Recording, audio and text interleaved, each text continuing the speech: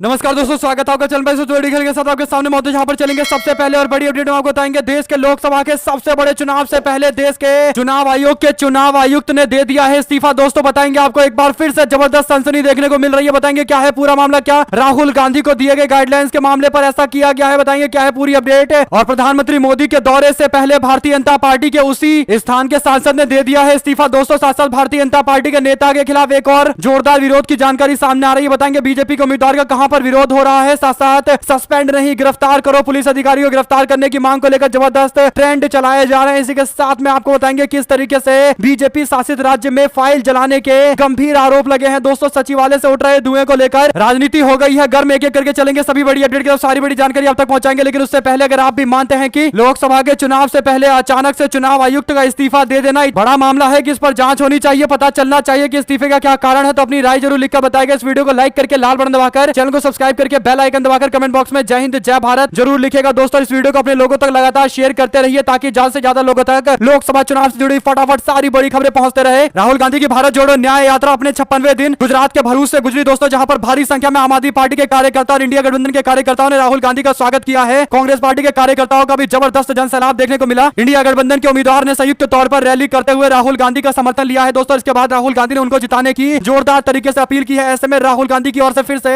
युवाओं के न्याय का जोरदार तरीके से नारा बुलंद किया गया। राहुल गांधी ने कहा कि युवाओं के न्याय से ही पॉजिटिव बदलाव आएंगे, सकारात्मक बदलाव आएगा। 10 साल से सिर्फ वादे किए जा रहे हैं, अब न्याय देने का समय आ गया है। न्याय के साथ ही देश में युवाओं के तकदीर में बदलाव लाया जा सकता है। युवाओं को लेकर जो वादे किए गए हैं उसे फिर से राहुल गांधी ने गिनवाया है। दोस्तों स्टार्टअप इंडिया जैसी योजनाएं केवल और केवल लोगों को गुमराह करने के लिए थी, युवाओं को एक तरीके से भ्रम में डाला गया। राहुल गांधी के पास इस समस्या का समाधान है, कैसे युवाओं को आगे बढ़ाया जा सकता है। स्टार्टअप इंडिया के नाम पर जो योजना लेकर आई गई थी धरातल पर कहीं दिखाई नहीं देती है। दोस्तों दूर दूर तक बीजेपी के लोग भी चर्चा नहीं करते हैं। इसके बाद राहुल गांधी की ओर से योजना को लेकर एक जानकारी देते हुए बताया गया है कि श्रमिकों और किसानों के बच्चों के लिए 5,000 करोड़ रुपए के स्टार्टअप निधि का अलग से इंतजाम किया जाएगा, समर्पित किया जाएगा। 20 से 30 करोड़ रुपए एक एक गांव के लिए इंतजाम किए जाएंगे, जिसके तहत युवा छोटे व्यवसायियों को मदद मिलेगी, अर्थव्यवस्था को बढ़ावा मिलेगा। इसके बाद राहुल गांधी ने अपने भर्ती भरोसा योजना के बारे में फिर से लोगों को संबोधित करते हुए युवाओं को स्पष्ट कर दिया है कि 30 लाख सरकारी नौकरियों का पद भरा जाएगा जो केंद्र सरकार में आज तक खाली है, जो तत्काल भरा जाना जरूरी है। इसके बाद पहली नौकरी का जो वादा कांग्रेस पार्टी ने किया है, ये अपने आप में ऐतिहासिक वादा है। दोस्तों राइट टू एम्प्लॉयमेंट की ओर आगे बढ़ रही है कांग्रेस पार्टी और राहुल गांधी ने बताया कि डिग्री और डिप्लोमा वाले को अप्रेंटिसशिप दिया जाएगा, यानी 1 लाख रुपए तक की रोजगार का इंतजाम किया जा रहा है, नौकरी का इंतजाम किया जा रहा है। लगातार युवा इससे जुड़े रहेंगे और इसके बाद उनका खुद का डेवलपमेंट हो पाएगा, स्किल डेवलपमेंट हो जाएगा और इसके बाद आगे और बढ़ते हुए युवा और भी बेहतरीन नौकरियां ढूंढते रहेंगे, यानी एक तरीके से बैकअप भी युवाओं को दिया जा रहा है। दोस्तों साथ पेपर लीक को लेकर भी राहुल गांधी ने स्पष्ट कहा है कि गुजरात में उनकी यात्रा हो रही है, यहां पर भी एक के बाद एक पेपर लीक की खबरें सामने आती रहती है और ऐसे में प्रक्रिया को एकदम ट्रांसपेरेंट बनाया जाएगा और सुनिश्चित किया जाएगा कि यूपीएससी स्टैंडर्ड के लेवल के परीक्षा का पूरा प्रक्रिया कराया जाए ताकि कहीं भी पेपर कोई लीक ना हो। इसके लिए जितने भी कानून बनाने पड़ेंगे सारे के सारे कानून धरातल पर लागू किए जाएंगे। एक बार फिर से राहुल गांधी के द्वारा जो ये वादे किए गए हैं, आप लोग अपनी राय जरूर लिखकर बताएगा। दोस्तों क्या बीजेपी के लोगों को भी अब थोड़ी हिम्मत जुटानी चाहिए और प्रधानमंत्री मोदी के द्वारा 2 करोड़ रोजगार देने की जो बात की गई थी वो सफल क्यों नहीं हो पाया, पूरी तरीके से धरातल पर फेल क्यों हो गए, 45 साल में इतनी ज्यादा बेरोजगारी क्यों है, इनका जवाब देना चाहिए। इसके बाद बेरोजगारी पर डिबेट शुरू हो पाएगी दोस्तों, लेकिन ऐसा लगता है कि मामले को बार बार भटकाया जाता है। रोजगार बेरोजगारी इन सब मुद्दों के इर्द गिर्द चर्चा देश के लोगों के बीच में नहीं रहने दिया जाता है। आप लोग जानते हैं कि इसमें तथाकथित गोदी मीडिया का कितना रोल रहता है। साथ साथ तमिलनाडु के अंदर इंडिया गठबंधन ने सीट बंटवारे का ऐलान कर दिया है। दोस्तों डीएमके 21 सीट पर चुनाव लड़ेगी कांग्रेस पार्टी को, तमिलनाडु में 9 सीट दी गई है, 1 सीट पुडुचेरी की कांग्रेस पार्टी लड़ेगी, सीपीआई को 2 सीट दी गई है, सीपीएम पार्टी को 2 सीट दी गई है, एमडीएमके पार्टी को 1 सीट दी गई है, वीसीके पार्टी को 2 सीट दी गई है, जबकि आईयूएमएल को 1 सीट दी गई है, केएमडीके को 1 सीट दी गई है। टोटल 40 सीटों का यह डिस्ट्रीब्यूशन है। साथ दोस्तों लोकसभा चुनाव से पहले उत्तर प्रदेश के नेता अमरमणि त्रिपाठी ने आखिरकार फिर से कांग्रेस पार्टी ज्वाइन कर ली है। जानकारी मिल रही है कि उनको महाराजगंज की सीट से चुनावी मैदान में उतारा जा सकता है। लोकसभा चुनाव के मद्देनजर कांग्रेस पार्टी के प्रभारी अविनाश पांडे ने उनको पार्टी में शामिल कराया है। बुलंदशहर के गजराज सिंह और बांसगांव के लिए सदल प्रसाद जैसे नेता बीएसपी से कांग्रेस पार्टी में आ गए हैं। अमरमणि त्रिपाठी के बेटे हैं अमनमणि त्रिपाठी जो कांग्रेस पार्टी में ज्वाइन कर चुके हैं। दोस्तों जो भी जानकारी आगे आती रहेगी आप लगातार पहुंचाते रहेंगे। साथ साथ पंजाब के किसान आज दिल्ली कूच करने वाले हैं। राजधानी दिल्ली के अंदर तमाम तरीके के इंतजाम किए जा रहे हैं। किसानों ने आज महापंचायत का ऐलान कर रखा है। ट्रैक्टर ट्रॉली के साथ किसान दिल्ली की ओर रुख करने वाले हैं। दोस्तों किसान नेताओं ने 10 मार्च को दिल्ली आने की घोषणा की थी। किसान एकत्रित हो रहे हैं, दिल्ली कूच करेंगे और महापंचायत होने वाली है। जो जानकारी आगे आती रहेगी आप लगातार पहुंचाते रहेंगे। देखते हैं किसानों का आज किस तरीके का आंदोलन होता है। साथ साथ राहुल गांधी को इलेक्शन कमीशन ऑफ इंडिया की ओर से हिदायत देते हुए कहा गया था कि वो पब्लिक मीटिंग में थोड़ा सोच समझकर बोले। दरअसल प्रधानमंत्री मोदी को लेकर राहुल गांधी की टिप्पणी के बाद उनको हिदायत दी गई है। चुनाव से पहले केवल राहुल गांधी को हिदायत दिए जाने के मामले को लेकर कई सारे गंभीर सवाल खड़े हुए हैं दोस्तों कि क्या विपक्ष के सबसे बड़े नेता राहुल गांधी को हिदायत अलग से देने की क्या जरूरत है, ये गलत मैसेज देकर गया है, चुनाव आयोग की निष्पक्षता को लेकर सवाल खड़ा कर गया है। और इसके बाद एक और सनसनीखेज रिपोर्ट सामने आ रही है, जहां पर इलेक्शन कमीशन के इलेक्शन कमिश्नर अरुण गोयल ने चुनाव की घोषणा से एक सप्ताह पहले ही अपने पद से इस्तीफा दे दिया है। आपको बता दें कि इलेक्शन कमीशन ऑफ इंडिया में 3 बड़े अधिकारी होते हैं, एक होते हैं चीफ इलेक्शन कमिश्नर और बाकी 2 इलेक्शन कमिश्नर होते हैं। तीनों मिलकर कोई भी बड़ा फैसला लेते हैं, किस पार्टी को नोटिस देना है, किसने वायलेशन किया है, इन सब बारे में डिसीजन मिलकर लिया जाता है। यानी कोई भी एक सबसे सुप्रीम नहीं माना जाता, सारे मिलकर कोलिजियम में फैसला लेते हैं। और ऐसे में अब इलेक्शन कमिश्नर अरुण गोयल ने इस्तीफा दे दिया है, जिसके बाद मात्र 2 इलेक्शन कमिश्नर बचे हुए हैं दोस्तों। यानी इस तरीके के इस्तीफे को गंभीर मामला माना जा सकता है, वो भी चुनाव से पहले। संदेह के बादल इसलिए घूम रहे हैं दोस्तों क्योंकि अरुण गोयल को लेकर जो जानकारी है वो मात्र 61 साल के हैं और उनका अपॉइंटमेंट नवंबर 2022 में ही हुआ था। यानी लगभग 15 महीने हुए हैं उनके पद संभाले हुए। और इलेक्शन कमिश्नर का कार्यकाल 6 साल का होता है, तो इनका कार्यकाल तो अभी बहुत बचा हुआ था। और वैसे भी इनकी उम्र मात्र 61 साल की है, जबकि इलेक्शन कमिश्नर का मैक्सिमम एज 65 होना चाहिए। यानी अभी भी इनके पास 5 साल का समय इनके एज के हिसाब से था और लगभग 5 साल का ही समय अपने कार्यकाल के हिसाब से इनके पास था। तो इनको इस्तीफा देने की क्या जरूरत पड़ी, ये गंभीर मामला है दोस्तों। और चुनाव से पहले इस तरीके की खबर सामने आना कहीं ना कहीं भारत के लोकतंत्र के लिए अच्छी खबर नहीं है। आप लोग अपनी राय जरूर लिखकर बताएगा और इस वीडियो को अपने लोगों तक शेयर करना मत भूलिएगा, ताकि सभी के पास लगातार अपडेट पहुंचती रहे। वहीं पर लोकसभा चुनाव से पहले मध्य प्रदेश के वल्लभ भवन के अंदर लगी आग, जांच के निर्देश दिए गए हैं। मुख्यमंत्री डॉक्टर मोहन यादव ने कहा कि हमने जांच कराने की कोशिश शुरू कर दी है। आग की घटना में पुराने दस्तावेज समेत कई और फाइल जलकर राख हो गई है। इस तरीके की जानकारी सामने आने के बाद कांग्रेस पार्टी ने आरोप लगाया है कि जानबूझकर लोकसभा चुनाव से पहले इस तरीके की हरकतें की जा रही है, जानबूझकर आग लगाया जा रहा है, पुरानी फाइलों को नष्ट किया जा रहा है ताकि भ्रष्टाचार की सारी रिपोर्टें दब जाए, सारे फाइल को आग में झोंक दिया जाए। क्या जानबूझकर ऐसा किया गया है? पूरे मामले पर जांच की मांग की जा रही है। आप लोग अपनी राय जरूर लिखकर बताएगा दोस्तों। साथ साथ प्रधानमंत्री मोदी पश्चिम बंगाल का बार बार दौरा कर रहे हैं, क्योंकि उनको पता है कि पश्चिम बंगाल में भाजपा फंस गई है। प्रधानमंत्री मोदी बीजेपी का गढ़ बचाने में लगे हुए हैं दोस्तों। भारतीय जनता पार्टी का गढ़ माना जाता है उत्तर बंगाल को, वहां पर प्रधानमंत्री मोदी के ताबड़तोड़ कार्यक्रम हो रहे हैं। और ऐसे में भारतीय जनता पार्टी के नेता प्रधानमंत्री मोदी का एक और कार्यक्रम अब झारग्राम जैसे क्षेत्रों के अंदर आयोजित करने की तैयारी चल रही थी, लेकिन उससे पहले ही बीजेपी को तगड़ा झटका मिला है। भारतीय जनता पार्टी के बीजेपी के सांसद कुणाल हेम्ब्रम ने ऐलान किया है कि वो भारतीय जनता पार्टी और लोकसभा के सांसद के पद से इस्तीफा दे रहे हैं। उन्होंने राजनीति से ही अपने आप को अलग कर लिया है। शुक्रवार की रात बीजेपी के प्रदेश अध्यक्ष सुकांत मजुमदार को पत्र लिखकर अपना इस्तीफा उन्होंने सौंप दिया है। उन्होंने व्यक्तिगत हवाला दिया है दोस्तों, व्यक्तिगत कारण बताया है, लेकिन राजनीति इतनी जल्दी कोई छोड़ता नहीं है। व्यक्तिगत कारण तो कहने वाली बात है। कहीं ना कहीं भारतीय जनता पार्टी पश्चिम बंगाल के अंदर अपने गढ़, यानी जहां पर बीजेपी ने 2019 के अंदर चुनाव जीता था, वहां पर खतरे में आ गई है। और यही बड़ा कारण है कि भाजपा के नेता अब पार्टी छोड़कर भाग रहे हैं दोस्तों। साथ साथ गीतांजलि स्टेडियम के अंदर भारी संख्या में टीएमसी के नेताओं का जवाबड़ा लगना शुरू हो गया है। भारी संख्या में पार्टी के कार्यकर्ता नेता पहुंच रहे हैं। दरअसल पश्चिम बंगाल की मुख्यमंत्री बीजेपी को काउंटर करने के लिए जन जागरण सभा करने जा रही है, जहां पर भारी संख्या में पार्टी के कार्यकर्ता दिखाई देंगे। और उसके बाद बीजेपी के संदेश खाली को लेकर किए जा रहे हमले का एक एक करके जवाब दिया जाएगा। आप लोग अपनी राय जरूर लिख बताएगा, क्योंकि टीएमसी ने भी अपने तरीके से हमला करना शुरू कर दिया। साथ साथ लोकसभा चुनाव से पहले इंडिया गठबंधन को विस्तार देने की कवायद लगातार तेज है। मायावती के करीबी नेताओं में से एक जन अधिकार पार्टी के प्रमुख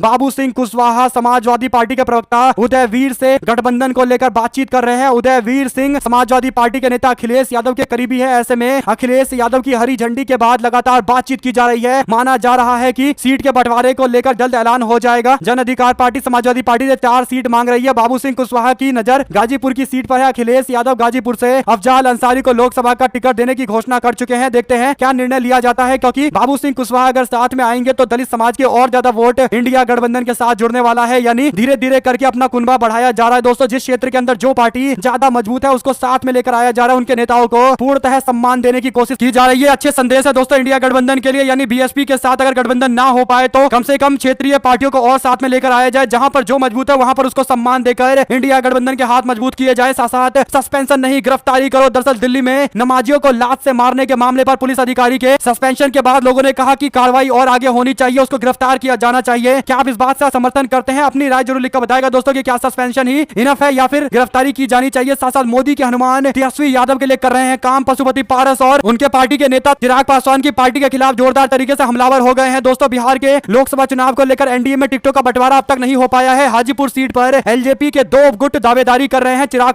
पासवान खेमे के बाद पशुपति पारस खेमा कह रहा है कि हाजीपुर सीट से पशुपति पारस ही एनडीए के उम्मीदवार होंगे। दरअसल दोस्तों उन्होंने स्पष्ट कहा है कि चिराग पासवान तेजस्वी यादव के लिए काम कर रहे हैं। मोदी के हनुमान है लेकिन काम तो तेजस्वी यादव के लिए कर रहे हैं। चिराग पासवान पर यह हमला उनके चाचा के पार्टी के नेता कर रहे हैं। इसका सीधा मतलब यह है दोस्तों कि आने वाले दिनों के अंदर बयानबाजी और ज्यादा तल्ख होने वाली है और दोनों गुटों के बीच में समझौता हो पाना लगभग असंभव दिखाई दे रहा है। और वैसे भी हाजीपुर की सीट को लेकर दोनों गुट एक दूसरे से भिड़ रहे हैं। एनडीए गठबंधन को तय करना है कि हाजीपुर की सीट किसके खाते में जाएगी, क्योंकि जो भी हाजीपुर से मैदान में उतरेगा उससे ही रामविलास पासवान के उत्तराधिकारी के तौर पर स्वीकृति मिलेगी। ऐसे में दोस्तों लड़ाई पूरी तरीके से स्वीकृति उत्तराधिकार का है। अब गेंद बीजेपी के पाले में है। देखना है भाजपा के लोग किस तरीके से चाचा भतीजे की आपस की तलखियों को दूर कर पाएंगे और हाजीपुर के सीट का कोई निर्णय ले पाएंगे। जो भी जानकारी आती रहेगी दोस्तों आप तक लगातार पहुंचाते रहेंगे। साथ साथ कांग्रेस पार्टी की महाराष्ट्र इकाई के अध्यक्ष नाना पटोले ने किया ऐलान, कहा राहुल गांधी के नेतृत्व में भारत जोड़ो न्याय यात्रा 17 मार्च को जब मुंबई के शिवाजी पार्क के अंदर पहुंचेगी तो एक बड़ी रैली का आयोजन किया जाएगा और रैली के आयोजन के साथ ही समापन होगा। उन्होंने बृहस्पतिवार को कहा कि इस रैली में पार्टी आगामी लोकसभा चुनाव के लिए चुनावी बिगुल फूकेगी। पटोले ने आगे कहा कि भारत जोड़ो न्याय यात्रा 12 मार्च को नंदुरबार से महाराष्ट्र में प्रवेश करेगी। इसकी तैयारी लगभग पूरी हो चुकी है। उन्होंने कहा कि न्याय यात्रा न्याय स्थापना करने के लिए है। न्याय स्थापना के लिए रैली का आयोजन किया जाएगा 17 मार्च को मुंबई के शिवाजी पार्क में, जहां तहां कांग्रेस पार्टी, इंडिया गठबंधन और एमबीए यानी महाविकास अघाड़ी गठबंधन के लोग दिखाई देने वाले हैं। रैली अपने आप में ऐतिहासिक होगी, अद्भुत होगी और विशाल होगी। साथ साथ आंध्र प्रदेश के अंदर असेंबली का इलेक्शन होने वाला है। साथ साथ दोस्तों लोकसभा के इलेक्शन होंगे तो इसमें टीडीपी पार्टी को अच्छा खासा समर्थन मिल रहा था, लेकिन अब टीडीपी पार्टी ने फैसला लिया है कि वो जनसेना और बीजेपी के साथ अलायंस में जाएंगे। एनडीए गठबंधन का हिस्सा बन गई है टीडीपी पार्टी। सीटों का बंटवारा हो चुका है। टीडीपी पार्टी 145 असेंबली सीट पर चुनाव लड़ेगी, जबकि 17 लोकसभा की सीटों पर चुनाव लड़ेगी। जनसेना पार्टी यानी पवन कल्याण की पार्टी 24 एमएलए की सीट पर चुनाव लड़ेगी और 2 एमपी के सीट पर मैदान में उतरेगी। भारतीय जनता पार्टी ने इस पूरे मामले में एडवांटेज लिया है। बीजेपी 6 एमएलए की सीट पर अपना उम्मीदवार उतारेगी और 6 ही सीट भारतीय जनता पार्टी ने लोकसभा चुनाव के मद्देनजर सांसदीय के चुनाव के लिए लिया है। दोस्तों यानी बीजेपी ने सांसदीय के चुनाव के लिए 6 एमपी सीट अपने खाते में करवा लिया है। सबसे ज्यादा फायदा बीजेपी को ही मिल रहा है। हालांकि सीट कितनी कन्वर्ट होगी सबसे बड़ा सवाल है, क्योंकि वाईएसआरसीपी जगन मोहन रेड्डी या तो इस चुनाव को जीत जाएंगे या फिर ये चुनाव त्रिकोणीय होने वाला है। कांग्रेस पार्टी और वाईएसआरसीपी और ये एनडीए गठबंधन ट्राई कॉर्नर कॉन्टेस्ट में जाने वाले हैं। आप लोग की जो भी राय हो लिखकर जो बताएगा। साथ साथ chief justice of India DY Chandrachud बोले, कहा अगर लोग एक दूसरे से लड़ेंगे तो आगे कैसे बढ़ेंगे। अगर आप भी उनकी इस बात का समर्थन करते हैं दोस्तों तो कमेंट बॉक्स में लिखकर जरूर बताएगा कि chief justice of India DY Chandrachud ji ने बिल्कुल सही कहा है। साथ साथ भारतीय जनता पार्टी के लोग सुधांशु त्रिवेदी को एक हाईली ग्रेजुएट हाईली विद्वान साबित करने की कोशिश करते रहते हैं। सोशल मीडिया पर उनका एक वीडियो शेयर किया जा रहा है। दावा किया गया है कि इस वीडियो में पत्रकार उनसे सवाल पूछ रहा है कि बीजेपी के पास कोई रोड मैप है या नहीं है। बीजेपी के विद्वान प्रवक्ता सुधांशु त्रिवेदी कह रहे हैं कि हम रोड बनवा रहे हैं जिसको आप मैप पर देख सकते हैं। हो गया रोड मैप, यानी दोस्तों मैप पर दिखने वाले रोड को बीजेपी का रोड मैप बता रहे हैं भारतीय जनता पार्टी के तथाकथित विद्वान प्रवक्ता सुधांशु त्रिवेदी। अगर आप भी मानते हैं कि सुधांशु त्रिवेदी को लेकर जिस तरीके का दावा किया जाता है एकदम उल्टा ही है मामला। सुधांशु त्रिवेदी को बीजेपी के लोग विद्वान प्रवक्ता बताने की कोशिश करते हैं, लेकिन हकीकत में एक ही क्वेश्चन से उनकी विद्वानता दिखाई देने लगी है। आप लोग कमेंट बॉक्स में अपनी राय जरूर लिखकर बताएगा दोस्तों। साथ साथ सपा के नेता अखिलेश यादव का बयान, कहा यह लोकतंत्र संविधान आरक्षण बचाने का चुनाव है। यूपी के लोग स्वागत विदाई अच्छी तरीके से करते हैं। 2014 में यूपी ने स्वागत किया था, अब 2024 में अच्छे से विदाई कर दी जाएगी। भारतीय जनता पार्टी हटाओ नौकरी पाओ ये नारा है। पीडीए का, इंडिया गठबंधन का, समाजवादी पार्टी का 69,000 शिक्षक अभ्यर्थी पीडीए परिवार से आते हैं। ये सरकार इसलिए उनको न्याय नहीं देगी, हक नहीं देगी। साथ साथ भोजपुरी के कई सारे स्टार इस बार चुनावी मैदान में उतरने जा रहे हैं, चाहे अक्षरा सिंह हो या फिर पवन सिंह हो या फिर निरहुआ हो या फिर भारतीय जनता पार्टी चुनाव लड़ने वाले दिल्ली के सांसद मनोज तिवारी हो या फिर गोरखपुर के सांसद रवि किशन हो। केवल एक भोजपुरी के स्टार है जो अभी तक चुनावी मैदान में नहीं उतरे हैं और वो है खेसारी लाल यादव। उनके कांग्रेस पार्टी के संपर्क में होने की जानकारी आ रही है। जो अपडेट सामने आई है उसके अनुसार पूर्वांचल में उनको चुनाव लड़ाने के लिए तैयारी चल रही है। महाराजगंज की सीट को लेकर तैयारी चल रही है। देखते हैं क्या वो सीट कांग्रेस पार्टी के खाते में जाएगी तो कांग्रेस पार्टी यहां से इनको मैदान में उतार सकती है। साथ साथ उत्तराखंड सरकार के मंत्री गणेश जोशी ने कहा कि जब धामी जी सीएम बने तो कई लोग सीएम बनने की दौड़ में थे। इसके बाद मंत्री प्रेमचंद अग्रवाल ने माइक थामते हुए कहा कि मैं तो वैसे भी नहीं बन सकता क्योंकि मैं अग्रवाल हूं। देहरादून में आयोजित इस कार्यक्रम के दौरान मुख्यमंत्री पुष्कर सिंह धामी भी मौजूद थे। कुल मिलाकर दोस्तों भारतीय जनता पार्टी के अपने ही विधायक, अपने ही मंत्री बीजेपी की पोल खोल रहे हैं कि भाजपा अग्रवाल समाज के लोगों को मुख्यमंत्री नहीं बना सकती, क्योंकि आप लोग जानते हैं उनका कहने का मतलब हो गया अग्रवाल समाज के लोगों की संख्या काफी कम है। और कुल मिलाकर दोस्तों क्या जातिवाद के आधार पर बीजेपी ने सीएम बनाया है, ये अपने आप में कई सारे बड़े सवाल है। आप लोग अपनी राय जरूर लिखा होता है, क्योंकि बीजेपी के मंत्री ने पोल खोल दिया कि वो अग्रवाल है तो उनको सीएम नहीं बनाया जाएगा। साथ साथ अनुप्रिया पटेल को जेड कैटेगरी की सिक्योरिटी मिल गई है। लोकसभा चुनाव के मद्देनजर कई सारे नेताओं के सिक्योरिटी को लेकर समीक्षा की गई है। झारखंड के मुख्यमंत्री हेमंत सोरेन की पत्नी को भी Y+ की सिक्योरिटी दी गई है। साथ साथ और भी नेताओं को लेकर विचार विमर्श किए जा रहे हैं। वहीं दोस्तों उत्तर प्रदेश के घोसी में बीजेपी के नेता ही ओपी राजभर मुर्दाबाद के नारे लगा रहे हैं। समाजवादी पार्टी मीडिया सेल की ओर से एक वीडियो शेयर किया गया है। इस पर लिखा गया कि ये कैसा गठबंधन है जिसमें योगी जी ओपी राजभर के खिलाफ है और ओपी राजभर योगी जी के खिलाफ है। योगी जी को मठ भेजने की तैयारी करवा रहे हैं। क्या मीडिया को बीजेपी का यह बेमेल गठबंधन नहीं दिखाई देता? पिछली बार बीजेपी कार्यकर्ता नेताओं ने ओपी राजभर और उनके बेटे को दौड़ा दौड़ा कर चप्पल जूता से पीटा था। इस बार पता नहीं क्या ही करेंगे बीजेपी के नेता और कार्यकर्ता, क्योंकि पिछली बार ओपी राजभर बीजेपी से हटकर राजनीति कर रहे थे, इस बार तो सटकर राजनीति कर रहे हैं। कुल मिलाकर दोस्तों ये जो वीडियो शेयर किया जा रहा है अभी का बताते हुए दावा किया गया है कि घोसी में राजभर का विरोध हो रहा है। आप लोग अपनी राय जरूर लिख बताएगा। साथ साथ ऑन कैमरा बीजेपी के नेता गाली देते हुए पकड़े गए हैं। मध्य प्रदेश के अंदर कई सारे नेताओं ने भारतीय जनता पार्टी ज्वाइन की है। इस दौरान हंसी मजाक चलता रहा और संजय शुक्ला को लेकर कैलाश विजयवर्गीय ने जिन शब्दों का इस्तेमाल इस्तेमाल किया है दोस्तों, उसे गाली गलौज वाला शब्द कहा जाता है। और ऐसे में ऑन कैमरा बीजेपी के नेता गाली वाले शब्द का इस्तेमाल कर रहे हैं, तो आप लोग समझ सकते हैं कि किस तरीके की भाषा को प्रमोट किया जा रहा है। क्या बीजेपी ऐसे नेता के खिलाफ कार्रवाई करेगी जो शब्दों की मर्यादा नहीं रखते? ऑन कैमरा लाइव चल रहे प्रेस कॉन्फ्रेंस के दौरान ये बातें कही जा रही है जो अपमानजनक है, जो लोग सुनते नहीं है, जो गाली की तरह ट्रीट किया जाता है। आम जनता इस तरीके के बयान को स्वीकार नहीं करती है। साथ साथ दोस्तों, समाजवादी पार्टी का दबदबा उत्तर प्रदेश के अंदर क्या बढ़ता जा रहा है। आपको बता दें कि मैनपुरी पहुंचे भारतीय जनता पार्टी के मंत्री से जब मीडिया वाले ने सवाल पूछा तो उन्होंने जवाब देते हुए कहा कि सपा जीतेगी। इसके बाद उनको पता चल गया कि उन्होंने गलत बोल दिया है, तो फिर उन्होंने बयान बदलते हुए कहा कि भाजपा जीतेगी। कुल मिलाकर दोस्तों, मंत्री जी के मुंह से पहले निकला कि मैनपुरी से समाजवादी पार्टी जीतेगी, और वैसे भी समाजवादी पार्टी के जीतने की उम्मीद सबसे ज्यादा है। आप लोग अपनी राय जरूर लिखकर बताएगा दोस्तों। इसके साथ में आईजी रायगंज प्रसून बनर्जी ने अपनी सेवा से स्वैच्छिक सेवानिवृत्ति ले ली है, यानी वीआरएस दे दिया है उन्होंने। चर्चा यह है कि अगला लोकसभा का चुनाव टीएमसी की ओर से बीजेपी के सुकांत मजूमदार के सामने लड़ेंगे। दक्षिण दिनाजपुर के पूर्व अधीक्षक के तौर पर काम कर चुके हैं। तृणमूल कांग्रेस ने भारतीय जनता पार्टी के सामने मजबूत कैंडिडेट उतारने का भी फैसला लिया है। इससे पहले भारतीय जनता पार्टी में शामिल हो गए थे कोलकाता हाईकोर्ट के जज, जिसे लेकर कई सारे सवाल खड़े किए गए थे दोस्तों। और बीजेपी के लोग कह रहे हैं कि आईजी रायगंज इस्तीफा देकर टीएमसी में शामिल हो रहे हैं, ये तरीका सही नहीं है। जबकि बीजेपी को सबसे पहले बताना चाहिए कि हाईकोर्ट के जज को बीजेपी ने अपनी पार्टी में क्यों शामिल कराया है। साथ साथ दोस्तों, बिहार में लालू यादव के करीबी बालू माफिया पर ईडी का शिकंजा कसा है। ईडी की ओर से की गई कार्रवाई, जगह जगह छापेमारी की गई है। सुभाष यादव को लेकर इस तरीके की छापेमारी को केवल राजनीतिक कदम बताया जा सकता है। आप लोग कैसे देखते हैं लिखकर जरूर बताएगा। लोकसभा चुनाव से पहले हो रही कार्रवाई के बारे में आपकी क्या राय है। वही दोस्तों, अरविंद केजरीवाल बोले, कहा सुप्रीम कोर्ट ने इलेक्टोरल बॉन्ड की लिस्ट मांगी तो ये बता ही नहीं रहे हैं। इलेक्टोरल बॉन्ड के पैसे से 50 करोड़ रुपए खर्च करके विधायक खरीदकर सरकारें गिराई जा रही है। अब हिमाचल प्रदेश की सरकार गिराने की कोशिश की जा रही है। बीजेपी चुनाव जीतती नहीं है तो सरकार गिरा देती है। ये कहते हैं कि मोदी नहीं तो कौन, अब सबको ही जेल में डाल दोगे तो सामने बचेगा ही कौन। मुख्यमंत्री ने असेंबली के अंदर फिर से सवाल पूछे हैं। साथ साथ दोस्तों, सूर्य प्रताप सिंह जो इससे पहले देश के अंदर हो रहे अन्याय को लेकर आवाज उठाया करते थे, लेकिन अचानक से पलटी मारी है और इसके बाद भारतीय जनता पार्टी के फॉलोअर से भी 2 कदम आगे निकल जा रहे हैं। आपको बता दें कि दिल्ली के अंदर मनोज तोमर नाम के एक पुलिसकर्मी ने दिल्ली के इंद्रलोक के अंदर चल रहे नमाज के दौरान डिस्टर्बेंस करने की कोशिश की, लात मारने का प्रयास किया, लात भी मारा। कई सारे लोगों को धक्का देकर नमाज तोड़ने की कोशिश की गई। दोस्तों, इस मामले पर कार्रवाई करते हुए सस्पेंड कर दिया गया है। सूर्य प्रताप सिंह ने इस पर टिप्पणी करते हुए कहा कि दरोगा मनोज तोमर को सस्पेंड तो होना ही था, सड़क रोकने देता तो सस्पेंड होता, सड़क खुलवा रहा था तो सस्पेंड हुआ, लात ना मारता बस ठोक कर जेल में डाल देता। इस पर आम सहमति है, आगे से सड़क पर नमाज पढ़ी तो जेल जाने को तैयार रहो। सूर्य प्रताप सिंह की ओर से किए गए कमेंट पर अशरफ हुसैन बोले, कहा मैंने 2 साल पहले ही कह दिया था कि ये इंसान भरोसे के लायक नहीं है। आप लोग अपनी राय जरूर लिखो बताएगा दोस्तों। साथ पाकिस्तान समर्थकों को गोली मार देनी चाहिए, विधानसभा में लगे नारों को लेकर कांग्रेस पार्टी के नेता और कर्नाटक के मंत्री ने यह बयान दिया है। उन्होंने कहा कि पाकिस्तान के समर्थन करने वालों को गोली मार देनी चाहिए। उन्होंने यूपी सरकार की बुलडोजर कार्रवाई का समर्थन किया है, तो क्या इसके बाद अब वो बीजेपी की तरफ रुख करने वाले हैं? ये बड़ा सवाल है। आप लोग अपनी राय जरूर लिखो बताएगा। साथ साथ दोस्तों, कौन है लाल मोहन गुप्ता और अनामिका सिंह, जिन्हें भारतीय जनता पार्टी ने मौका दिया है? बीजेपी ने डॉक्टर लाल मोहन गुप्ता पर विश्वास जताया है। वो मुंगेर के हैं, बीजेपी के जिला अध्यक्ष भी रह चुके हैं, वर्तमान में जमुई जिला बीजेपी के प्रभारी है। बताया जा रहा है कि नित्यानंद राय के अधीक्षक कार्यालय में उनको मुंगेर का जिला अध्यक्ष बनाया गया था। लाल मोहन गुप्ता आदि पिछड़ा समाज से आते हैं, ताती जाति से आते हैं। वहीं पर पार्टी की ओर से अनामिका सिंह को महिला उम्मीदवार बनाया गया है। अनामिका सिंह बीजेपी की महिला प्रकोष्ठ के विभिन्न पदों पर है। पहली बार एमएलसी का उम्मीदवार बनाया है। भारतीय जनता पार्टी ने इस बार शाहनवाज हुसैन को टिकट नहीं दिया है दोस्तों। संजय पासवान का भी टिकट काट दिया गया है, जिसके बाद कहा जा सकता है कि बीजेपी ने ऐसा जानबूझकर किया है। शाहनवाज हुसैन को लगता है कि बीजेपी अब आगे कोई बड़ा पद नहीं देगी, मंत्री भी नहीं बनाएगी, क्योंकि पिछली बार बिहार सरकार में मंत्री बने थे। हालांकि इस बार तो बिहार के अंदर मंत्रिमंडल विस्तार भी नहीं हो पा रहा है। साथ साथ भगवान राम यदि इस युग में होते तो बीजेपी उनके पीछे भी लगा देती ईडी सीबीआई। केजरीवाल का मोदी सरकार पर निशाना। आप लोग अपनी राय जरूर लिखकर बताएगा दोस्तों। साथ साथ चंडीगढ़ के अंदर आम आदमी पार्टी ने दिया बीजेपी को झटका। पार्षद पूनम और नेहा सहरावत आम आदमी पार्टी में शामिल हो गई है। पार्षद पिछले महीने बीजेपी में शामिल हो गई थी। इन दोनों पार्षद के जाने के बाद मेयर पद का चुनाव काफी इंटरेस्टिंग हो गया था। माना जा रहा था कि अगर कोई डिसीजन सुप्रीम कोर्ट की ओर से आता है कि दोबारा इलेक्शन कराए जाए तो आम आदमी पार्टी के जो 2 पार्षद थे ये बीजेपी को वोट करते, बीजेपी का उम्मीदवार चुनाव जीत जाता। लेकिन अब क्योंकि पुराने कराए गए चुनाव के आधार पर ही नतीजे घोषित कर दिए गए, इंडिया गठबंधन का उम्मीदवार मेयर बन गया, तो उसके बाद अब इन्होंने वापसी कर ली है, आम आदमी पार्टी में वापस लौट गए हैं। लेकिन इसकी कोई गारंटी नहीं है कि वो आम आदमी पार्टी में आगे भी बने रहेंगे। हो सकता है अगला ऑफर बीजेपी से आ जाए तो मेयर पद के लिए बीजेपी के नेता को सपोर्ट कर दे। साथ साथ दोस्तों, एमएलसी चुनाव पर बिहार कांग्रेस में घमासान है। प्रदेश अध्यक्ष अखिलेश सिंह के विरोध में उतरी विधायक प्रतिमा दास। बिहार कांग्रेस में घमासान इस बात को लेकर है कि कांग्रेस पार्टी के आला कमान को प्रदेश अध्यक्ष ने अंधेरे में रखा है, क्योंकि आरजेडी की ओर से सारे विधान परिषद के उम्मीदवार उतारे गए हैं। कांग्रेस पार्टी को एक भी उम्मीदवार उतारने का मौका नहीं दिया गया है। साथ साथ दोस्तों, उत्तर प्रदेश के पूर्व मुख्यमंत्री अखिलेश यादव मीडिया से बात कर रहे थे। उन्होंने मीडिया के एक सवाल का जवाब दिया। मीडिया वालों ने पूछा कि क्या योगी आदित्यनाथ कोई कदम नहीं उठाएंगे, क्योंकि उनके अधिकारियों पर कई सारे गंभीर आरोप लगे हैं। इस पर अखिलेश यादव ने तंज कसते हुए कहा कि मुख्यमंत्री जी ने नहीं पढ़ा होगा जो अखबार में आया था उनके अधिकारियों के बारे में, क्योंकि अंग्रेजी के अंदर लिखा हुआ था, अंग्रेजी का अखबार था, शायद मुख्यमंत्री को समझ में नहीं आया होगा। कुल मिलाकर दोस्तों, योगी आदित्यनाथ का मजाक उड़ाते हुए अखिलेश यादव ने यह टिप्पणी की है। साथ साथ भाजपा के नहीं पूरे देश के प्रधानमंत्री मंत्री है फारूक अब्दुल्ला का एक बार फिर से प्रधानमंत्री मोदी को लेकर प्रेम दिखाई दिया है। अखिलेश यादव के बयान की निंदा उन्होंने की है। अब सवाल यह है कि क्या फारूक अब्दुल्ला, उमर अब्दुल्ला भारतीय जनता पार्टी के साथ अलायंस करने पर विचार कर रहे हैं, क्योंकि महबूबा मुफ्ती के साथ अलायंस तोड़ने का ऐलान तो पहले ही कर दिया गया है। क्या कांग्रेस पार्टी के साथ अलायंस चलता रहेगा या फिर अब कांग्रेस पार्टी की ओर से भी कोई और रास्ता अपनाया जाएगा? साथ राजस्थान से बीजेपी के लोकसभा के सांसद रहे एक जाट नेता जल्दी कांग्रेस पार्टी में शामिल हो सकते हैं। बीजेपी ने इस बार नेताजी को टिकट नहीं दिया है। जानकारी देने के बाद अजीत अंजुम बोले, कहा क्या चूरू से बीजेपी के सांसद राहुल कासवा की बात की जा रही है? आप लोग अपनी राय जरूर लिखकर बताइए। दोस्तों हमारे साथ लगातार जुड़े रहने के लिए सभी दोस्तों, भाइयों, बहनों, मित्रों का बहुत बहुत धन्यवाद। आप बताइए कि देश के चुनाव आयोग के चुनाव आयुक्त ने इस्तीफा क्यों दिया है? क्या यह संवेदनशील मामला है? हमारे साथ जुड़े रहने के लिए दोस्तों, भाइयों, बहनों, मित्रों का बहुत बहुत धन्यवाद। देख रहे थे आपका अपना चैनल जय हिंद जय भारत। बहुत बहुत धन्यवाद।